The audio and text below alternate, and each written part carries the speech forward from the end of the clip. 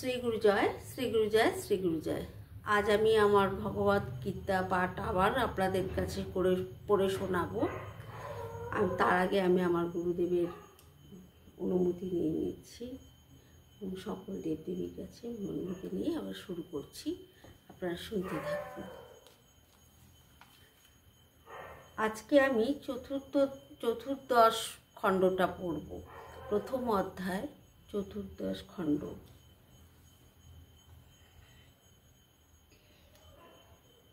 অনুবাদ। হে কৃষ্ণ, যুদ্ধে আত্মীয় স্বজনদের নিয়ম করা শ্রেয়ঙ্কর দেখছি না। আমি যুদ্ধে জয়লাভ চাই না, রাজ্য এবং সুখভোগ কামনা করি না। তাৎপর্য: মায়াবদ্ধ মানুষ বুঝতে পারে না তার প্রকৃত স্বার্থ নিহিত আছে বিষ্ণু বা শ্রীকৃষ্ণের মাঝে। এই কথা বুঝতে না পেরে তারা তাদের দেহজাত আত্মীয় স্বজনদের দ্বারা আকৃষ্ট হয়ে তাদের সাহচর্যে সুখী হতে চায়। জীবনের এই প্রকার অন্ধ ধারণার বশবর্তী হয়ে তারা এমনকি জাগতিক সুখের কারণগুলিও ভুলে যায়। এখানে অর্জুনের আচরণে আমরা দেখতে পাই তিনি তার ক্ষাত্র ধর্মও ভুলে গেছেন। শাস্ত্রে বলা হয়েছে, দুই রকমের মানুষ দিব্য আলোকে উদ্ভাসিত সূর্যলোকে উত্তীর্ণ হন।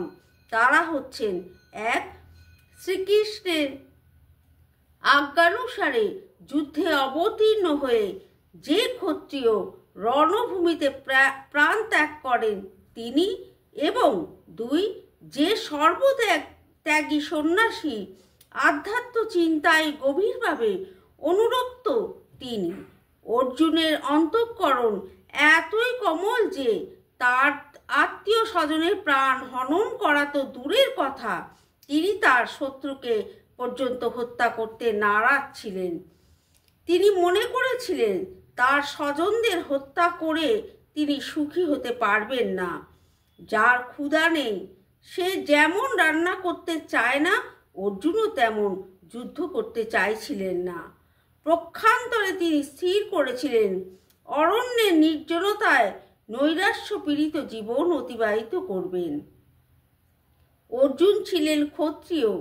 এই ধর্ম পালন করার জন্য তার রাজত্বের প্রয়োজন ছিল, কিন্তু ন্যায়সঙ্গতভাবে পাওয়া সেই রাজত্ব থেকে দুর্যোধন আদি কৌরবেরা তাকে বঞ্চিত করার ফলে সেই রাজ্যে তার অধিকারের পূর্ণ প্রতিষ্ঠা করার জন্য কৌরবদের সঙ্গে যুদ্ধ করা অপরিহার্য হয়ে পড়েছিল। কিন্তু যুদ্ধ করতে এসে তিনি যখন দেখলেন তার আত্মীয় স্বজনকে হত্যা করে সেই রাজ্য তার অধিকারের প্রতিষ্ঠা করতে হবে, তখন তিনি গভীর দুঃখে ও নৈরাশ্যে স্থির করলেন যে তিনি সব কিছু ত্যাগ করে বনবাসী হবেন।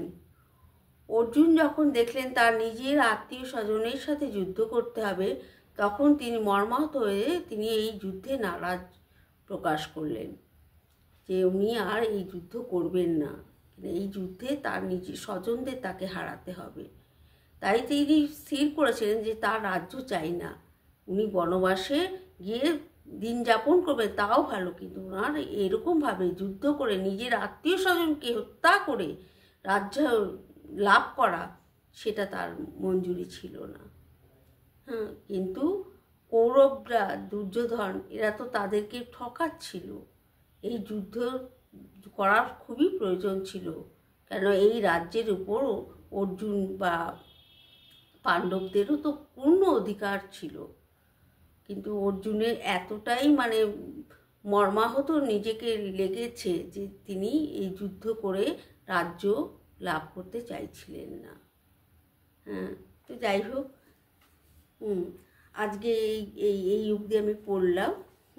কাল আমি আবার নতুন খণ্ড নিয়ে আসবো। আর যদি আমার এই যেটা পড়েছি সেটা যদি কোনো রকম ভুল ত্রুটি হয়ে থাকে আমাকে আবার ক্ষমা করবেন। শ্রী গুরু জয়, শ্রী গুরু জয়।